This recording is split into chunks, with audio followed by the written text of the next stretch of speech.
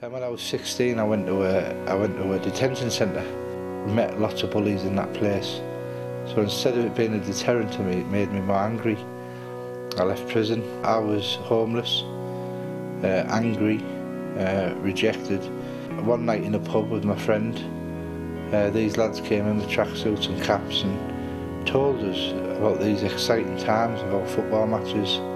I've been slashed across the face, been hit over the head with a sword-like object at Millwall. I've had part of my chin took away at Everton, a bottle in both eyes. I've been stabbed in the arm and chest 4 times, so I've had my little finger chopped off. This is what I thought you did as part of this family, and I couldn't see any way out ever. In 1990, I had a plan, and the plan was I was going to move from Middlesbrough when I got out of prison to Wakefield. And I thought this is what you did. It's to keep out of trouble, you move away. I didn't realise it was an heart issue. It was your heart that needed healing. But in March '96, I was approached by some Christians from Teen Challenge, and they told me that Jesus loved me. But when I was told about Jesus, I wondered what he'd want to know about a scumbag like me for. I thought Jesus only liked nice people. I thought God was only interested in good people. And even though these lads visited me every day of the week for 2 months in hospital, I didn't want to become a Christian, because I thought being a Christian, you're just going to be bored out your head. You might as well be a monk. You can't do robberies, you can't go doing this, that and the other like you, so you're just going to be bored, you know what I mean? I said to Jesus, if you were real, can you come into my life and show me that you love me?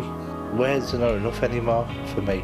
People have told me that I can believe that you love them, and they believe that, but I can't feel it.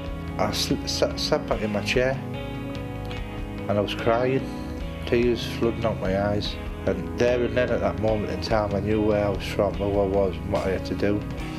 And that night, at 10 o'clock it was, November the 9th, 1996, I began my ministry. I went on the streets of Middlesbrough. I went to my bench and told everybody that Jesus loved them. And you know, 13 years later, now married with 2 children, I've got my own family, but God's family is bigger than any football family you could ever get involved with. But I suppose one of the great, and it's still a bit like amazing really about what the Lord's doing, is the fact that Hassockfield was the first prison I was in.